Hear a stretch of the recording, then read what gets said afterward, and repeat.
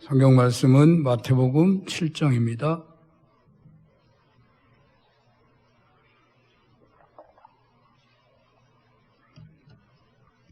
마태복음 7장 24절에서 29절입니다.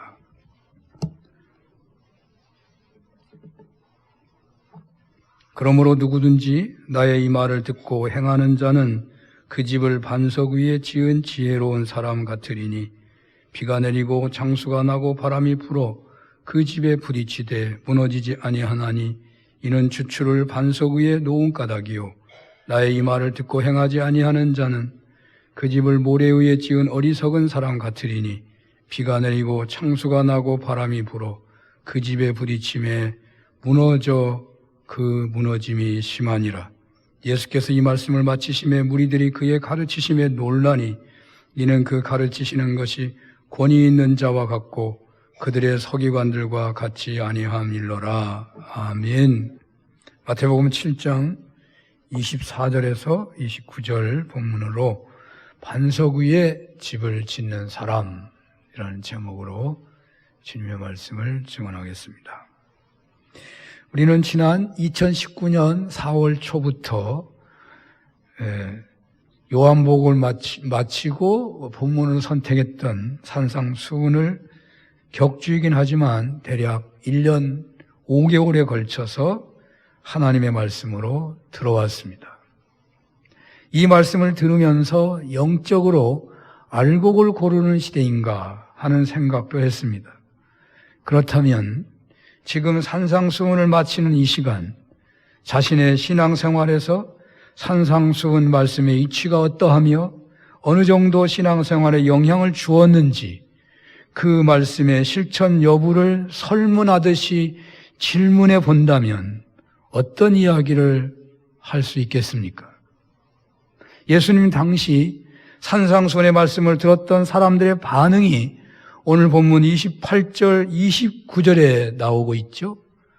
이들의 반응을 한번 보겠습니다. 시작. 예수께서 이 말씀을 마치심에 무리들이 그의 가르치심에 놀라니 이는 그 가르치시는 것이 권위 있는 자와 같고 그들의 서기관들과 같지 아니함일러라. 아멘. 본문에 있는 것처럼 산상수훈의 말씀이 선포되는 중에 혹은 개인적으로 설교 말씀을 묵상하시는 중에 여기 무리들이 그 가르침에 논란이라고 한 것처럼 산상수훈 말씀 때문에 놀라신 적이 있으십니까?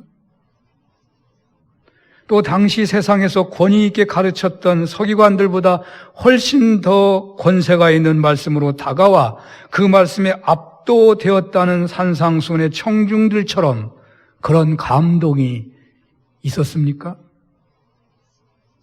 그리하여 하나님의 말씀이 심령골수를 쪼개기까지 하신다는 말씀처럼 주신 말씀에 자신의 환부를 수술하고 자를 것은 자르고 해서 이제 나도 산상수훈이 증언하는 팔복의 신앙인으로 자라가는 것인가 하는 그런 은혜를 경험한 적은 없으십니까? 아니면 뭔가 듣기는 들었는데 기억나는 것은 별로 없지만 참 놀라운 말씀이었지 라는 생각이 드십니까? 다시 단도직입적으로 말씀해 본다면 산상수훈 말씀을 하나님의 말씀으로 들음으로써 삶의 변화가 조금이라도 있었습니까? 아니면 그대로입니까?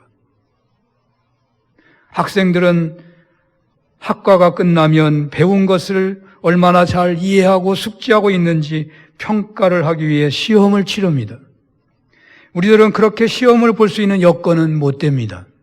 그런데 오늘 성경은 예수님이 말씀을 마치고 난 다음에 그 말씀을 들은 사람들을 평가라도 하듯이 그들의 변화에 대해 증거하고 있는데 그것은 청중들이 산상수훈 말씀의 충격에 놀라고 그 권세에 압도되었다는 것을 증언하고 있는 것입니다. 학생들에게 시험이 필요하듯이 우리 신앙인들도 자신의 신앙 상태가 어떠한지 시험하는 것이 필요할 것 같습니다. 적어도 산상수훈의 말씀을 들었으면 그 말씀이 어느 정도 자신에게 은혜를 끼쳤는지, 그래서 어떻게 변화되었는지를 살펴보는 것도 좋을 것 같습니다. 왜냐하면 주님은 산상수훈 말미에서 산상수훈의 실천을 명령하시는데 심판의 경고를 하고 계시기 때문입니다. 나더러 주여 주여 하는 자마다 다 천국에 들어갈 것이 아니고 다만 하늘에 계신 내 아버지 뜻대로 행하는 자라야 들어가리라. 아름다운 열매 맺지 아니하는 나무는 찍혀 불에 던지우리라. 이렇게 주님은 거짓 신앙은 아무 소용없다는 무서운 경고를 하셨습니다. 거짓 신앙도 일시적인 만족은 줄 수 있겠지만 인생사에서 피할 수 없는 시련을 견뎌낼 수 없다는 것입니다. 시험을 통과할 수가 없다는 것입니다. 넓은 길은 처음에는 안전해 보이지만 그 종점은 사망입니다. 못되고 악한 나무도 겉보기에는 건전해 보입니다. 열매를 시험해 보기 전까지 좋아 보입니다. 이와 같이 어리석은 사람이 짓게 되는 모래 위에 지은 집도 겉보기에는 시련이 없을 때에는 반숙에 있는 집이나 구분하기 어렵습니다. 그래서 어떤 신앙인이든지 어떤 인생관이나 어떤 입장이든지 그것이 시험을 견딜 수 있느냐가 중요합니다. 어느 누구도 시험이나 시련을 피할 수가 없는 것이고 시험에서 주저앉으면 실패이기 때문입니다. 비행기도 시험 비행을 하고 자동차도 주행 시험을 해보는 것처럼 오늘 본문이 말씀하는 시험을 우리 신앙인들은 해볼 필요가 있을 것 같습니다. 넓게는 20년, 30년, 50년 신앙생활을 해온 그 신앙생활이라는 집이 어떤 상태로 지어져 왔는지 시험해 봐야 하겠습니다. 좁게는 산상수훈의 말씀을 듣는 과정을 통해서 그 말씀을 하나님이 주시는 말씀으로 받았는지 그렇지 않은지 그 말씀에 따라 어떻게 결단하고 어느 정도 실천했는지에 따라 세워지게 된 그 신앙의 집이 반석 위에 있는 집이 되었는지 모래 위에 있는 집이 되었는지 시험해 봐야 하겠다는 것입니다. 어떻게 시험을 치르면 되겠습니까? 본문은 비와 홍수와 바람의 시험을 말하고 있습니다. 비는 공중에서 내립니다. 홍수는 높은 땅에서 낮은 땅으로 밀어닥치고 바람은 하늘이나 땅으로 구분되는 것이 아니고 예측할 수 없지만 특별히 옆에서 닥치는 시련이라고 하겠습니다. 로이드 존스에 의하면 비의 시련으로는 질병이나 어떤 손실이나 실망 등으로 삶에서 잘못되어 가고 있는 것, 열심히 쌓아 올렸던 것이 갑자기 무너지거나 누군가에게 피해를 당하거나 처지가 갑자기 악화되는 현실을 말하고 있습니다. 또 압도적인 슬픔이나 사별 같은 것으로 나타나는 낙심 같은 차원입니다. 이런 것들을 피해보려고 다들 노력하겠지만 결코 피할 수 없는 그런 시험들이죠. 젊고 건강하고 활력이 왕성한 분들은 자신이 나이가 들어 이 방에서 저 방으로 화장실을 오가는 것도 곤란하게 될 자신을 상상하기 극히 어려울 것입니다. 그러나 이 일은 반드시 어느 누구도 피하지 않고 찾아올 것입니다. 50년 이상 함께 살았지만 언제 어느 때에 사랑하는 가족들을 다 떠나보내게 될지 모르고 그 또한 어느 누구도 피할 수 없는 것입니다. 100세가 되신 김영석 교수님이 쓰신 책에 삶의 한가운데 영혼의 길에서 그런 책이 있더군요. 그곳에서 그는 어머니와 아내가 세상을 떠났을 때 집이 텅텅 빈 것 같은 충격을 받았다고 하더군요.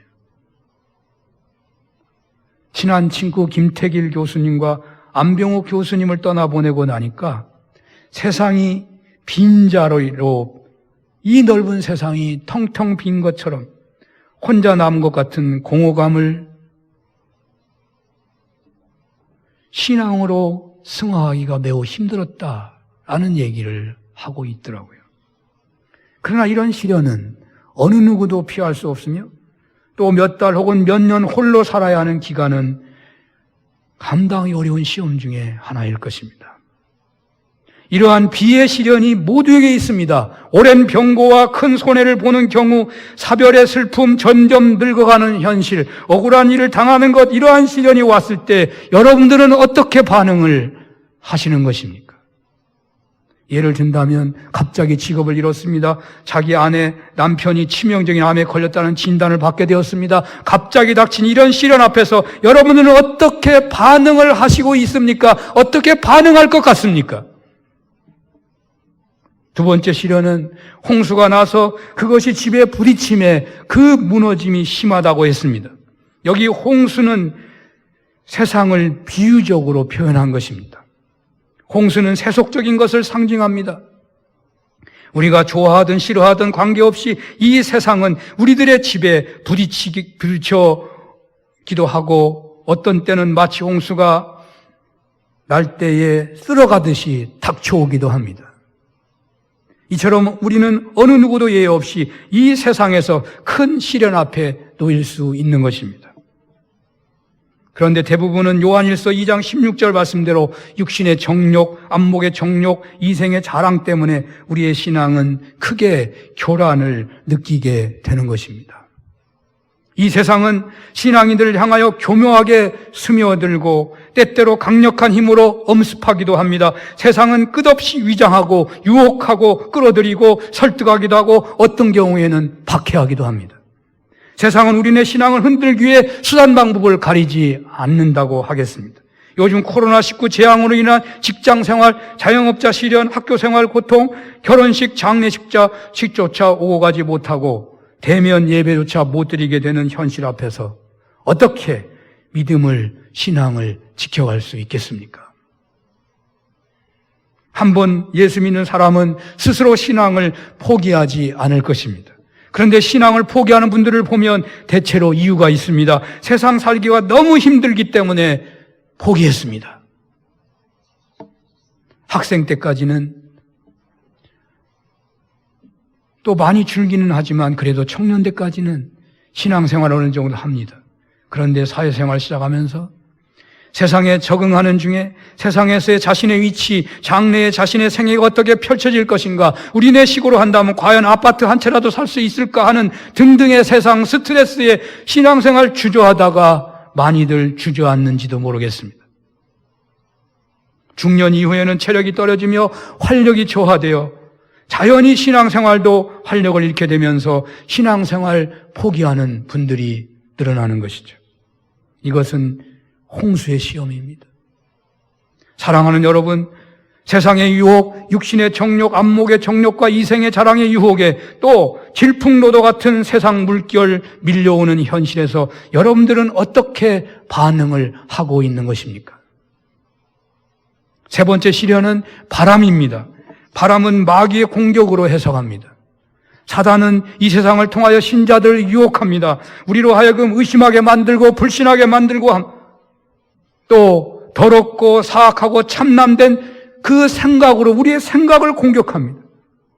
경건한 신앙인들의 생애를 읽어보면 그들도 이와 같은 공격으로부터 고통을 당했던 것을 알 수가 있습니다.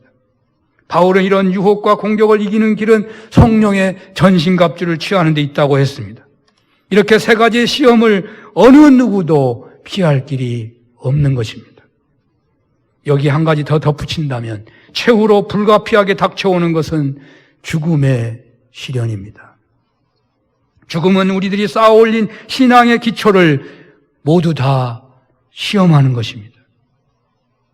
죽음은 직접 경험할 수 없어서 알 수가 없다고 하지만 그러나 죽음에 직면하는 사람들의 모습을 목회자로서 많이 대해보았는데 대체로 그 죽음이 얼마나 무서운 시험인가를 알 수가 있었습니다.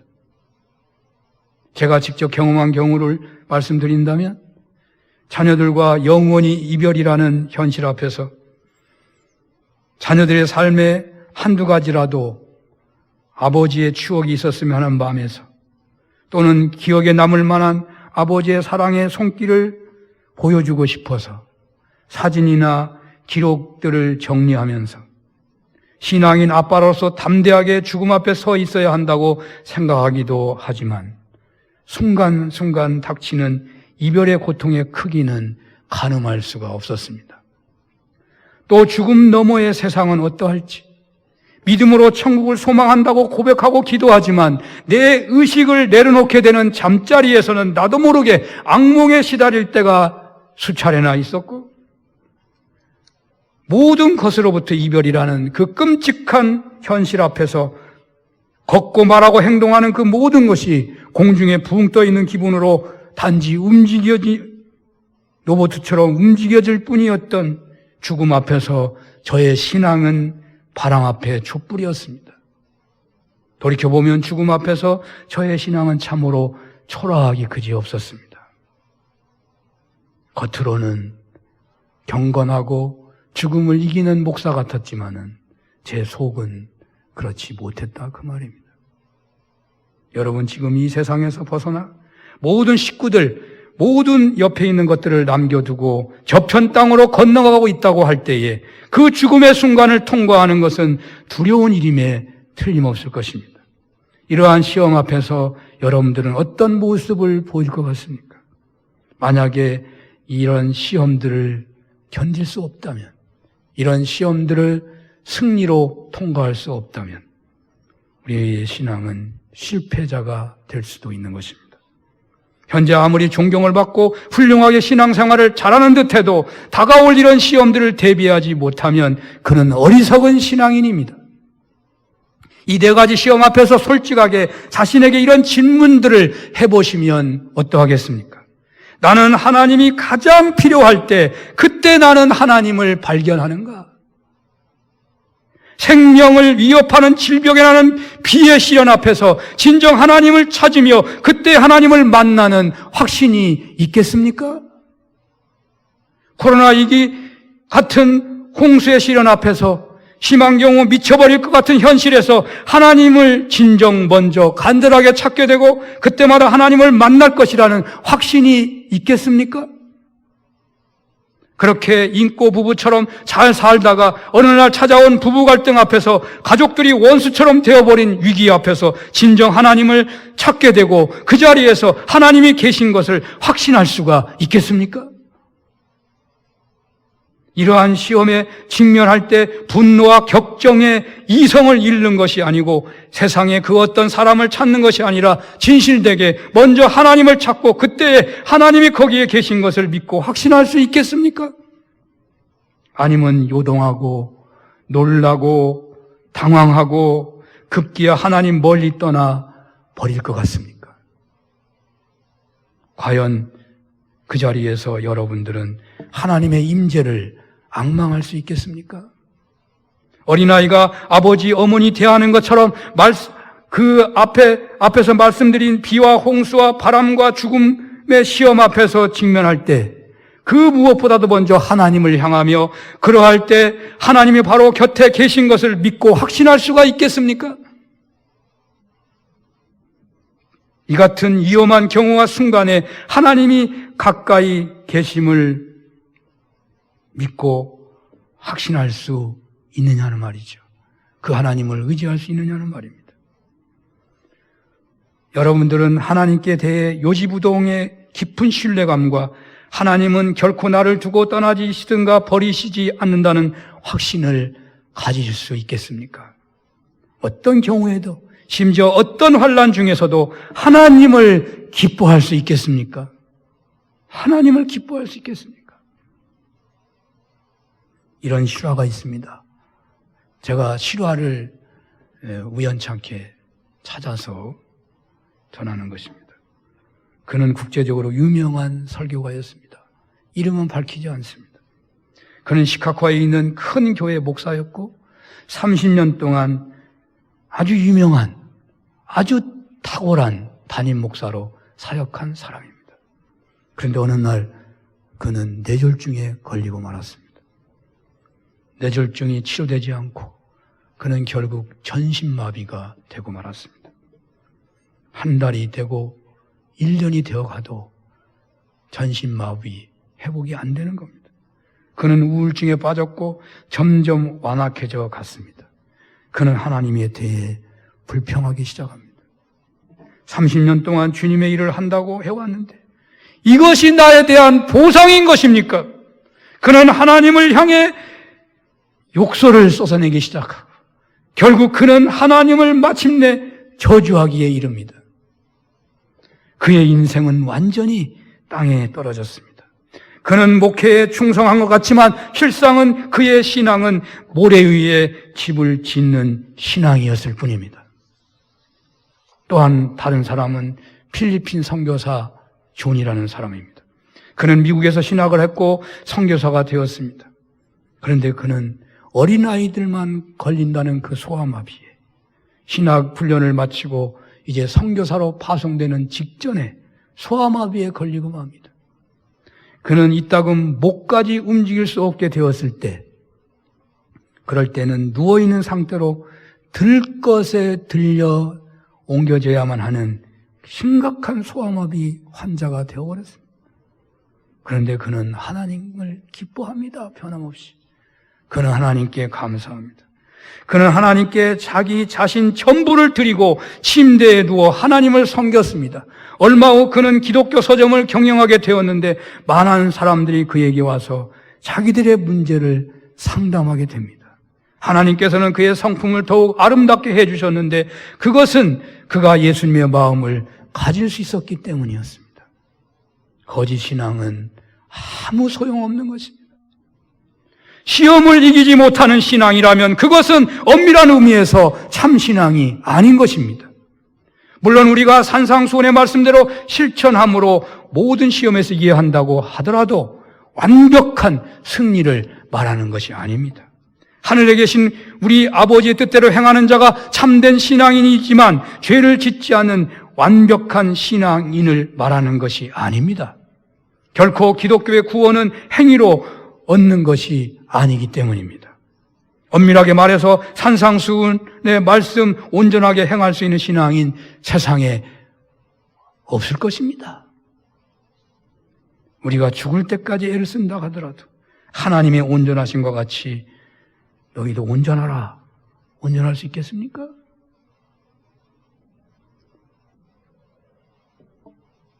의에 줄이고 목마른 자가 되라. 죽을 때까지 애를 쓴다 해도 그렇게 살 수 있겠습니까? 의롭다 하심을 얻는 것은 율법의 행위에 있지 않고 믿음으로 되는 것입니다. 로마서 8장 3, 4절에 이런 말씀이 있습니다. 한번 보겠습니다. 율법이 육신으로 말미암아 연약하여 할 수 없는 그것을 하나님은 하시나니 곧 죄로 말미암아 자기 아들을 죄 있는 육신의 모양으로 보내어 육신의 죄를 정하사 육신을 따르지 않고 그 영을 따라 행하는 우리에게 율법의 요구가 이루어지게 하려 하심이니라. 아멘. 이 말씀의 핵심은 무슨 의미냐면 우리들이 하지 못한 것을 하나님은 독생자를 세상에 보내심으로 우리를 위해 이룩해 주셨다는 것입니다. 죄를 짓지 않고 산상수훈대로 실천하는 사람만이 천국에 들어간다는 말이 아닙니다. 그렇다면 행함이 있어야 천국에 들어간다는 산상수훈의 이 마지막 논리는 무슨 의미가 있는 것이겠습니까? 이것은 야고보가 증언하는 것처럼 행함이 얻는 믿음은 죽은 믿음이다 라는 말하고도 일치한다고 하겠습니다. 이 야고보서의 주장도 행함은 완전함을 말하는 것은 아닙니다. 행함이 없는 믿음은 죽은 믿음이다 할 때 이 행함이 완전하다는 말은 아닙니다. 어느 누구도 완전한 행함으로 구원에 이를 사람은 아무도 없는 것입니다. 그러나 여기 행함이 없는 믿음은 믿음이 아니라는 말은 맞습니다. 행함이 없다면 죽은 믿음입니다. 신앙생활은 결코 아니한 생활이 아닙니다. 그냥 믿는다고 말하고 내 마음대로 살아도 되는 그것이 신앙이 아닙니다. 신앙생활이 아닌 것이에요. 그냥 믿는다고 말하고 그냥 교회 다니고 말씀은 나의 삶과 전혀 관계없어 그렇게 살아가는 것이 신앙생활이 아니라는 말이에요. 신앙은 언제나 실제적입니다. 참 믿음은 언제나 그 사람의 생활에서 나타나야 하는 것입니다. 믿음은 그의 말이나 행동에서는 물론 그 사람 전체에 나타납니다. 참 믿음은 항상 그 사람의 언동은 물론 그 사람 전체 태도와 다른 사람에게 주는 전체 인상에서 나타나는 것입니다. 믿음은 언제나 전 인격에 나타나는 것입니다. 요한일서 1장 6절을 봅니다. 만일 우리가 하나님과 사귐이 있다 하고 어둠에 행하면 거짓말을 하고 진리를 행하지 아니함이거니와. 아멘. 요한 1서 2장 4절을 봅니다. 그를 아노라 하고 그의 계명을 지키지 아니하는 자는 거짓말하는 자요 진리가 그 속에 있지 아니하되. 아멘. 그러므로 만일 누구든지 하나님과 사귐이 있다 하고 진리를 행하지 아니하거나 내가 그리스도를 알기에 그리스도의 은혜와 죄의 값없는 용서를 믿는다고 말하면서 그 훈계를, 그 말씀을 지키지 않는다면 그는 거짓말하는 자입니다. 나더러 주여 주여 하는 자마다 천국에 다 들어갈 것이 아니요 다만 하늘에 계신 내 아버지 뜻대로 행하는 자라야 들어가리라. 이것은 신약성서 전체의 중심 메시지 중에 하나입니다. 바울 사도도 이렇게 증언합니다. 디도서 2장 14절을 봅니다. 그가 우리를 대신하여 자신을 주심은 모든 불법에서 우리를 속량하시고 우리를 깨끗하게 하사 선한 일을 열심히 하는 자기 백성이 되게 하려 하심이라.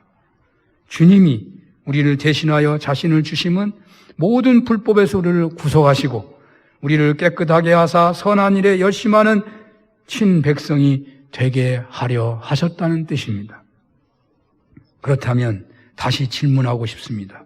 산상수훈세로 실천해야 천국에 간다 한다는 것은 무슨 뜻이겠습니까?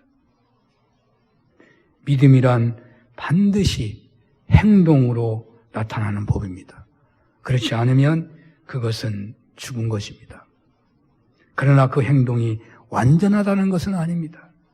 그렇다면 본문에 있는 것처럼 산상수훈을 실천하는 지혜로운 사람과 산상수훈을 실천하지 않는 어리석은 사람은 어떤 사람이겠습니까? 이 시점에서 노이드 존슨은 아주 특별한 상상을 합니다. 산상수훈의 말씀을 여러분은 기뻐하고 좋아하느냐? 산상수훈의 예수님의 말씀을 늘 가까이 하고 싶으십니까? 아니면 산상수훈을 외면하고 무관심하고 싫어하는 그런 사람입니까? 하고 묻습니다. 만약 산상수훈은 불가능한 말씀이고 그런 말씀을 강요하는 것을 받아들일 수 없다고 말한다면 혹시 여러분들 그런 분이 있을지 모르겠어요. 저는 옛날에 많이 그랬어요. 이 말씀은 내가 못 받아들여. 성경을 보다가 이건 도저히 안 돼. 이런 경험이 있거든요. 그는 주님의 말씀을 기뻐하지 않기에 어리석은 사람이라는 거예요. 그러나 참된 신앙인이라면 산상수훈을 온전히 행하기는 어렵지만 금덩이같이 귀하게 여기고 부족하지만 그 말씀대로 살아보고 싶은 거룩한 욕심이 있다는 것입니다. 그는 산상수훈의 심판의 경고에 대해서도 즉 나더러 주여 주여 하는 자마다 다 천국에 들어가는 것이 아니고 내 뜻대로 행하는 자라야 들어간다. 아름다운 열매를 맺지 못하는 나무는 찍혀 다 불에 던져지리라 하는 말씀도 반발하지 않는다는 거예요. 그런 심판, 사실은 반발하는 사람이 있다고요. 하나님 무슨 심판을 하시냐고. 사랑의 하나님인데 반발하지 않아요.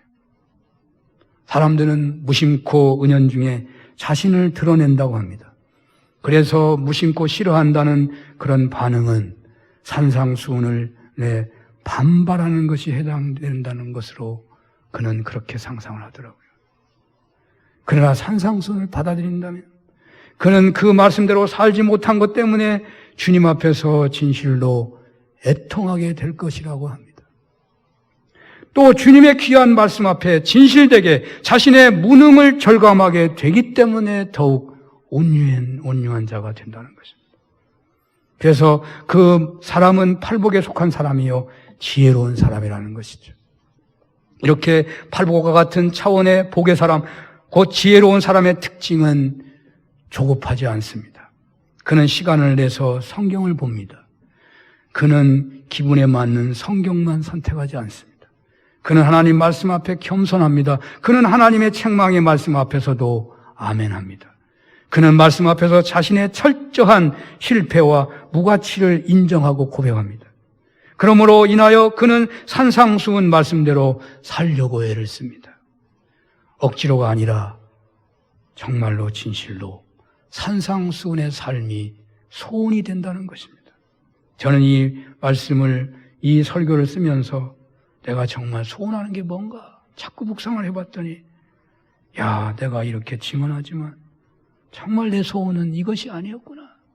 그런 생각을 하지 않을 수가 없었습니다.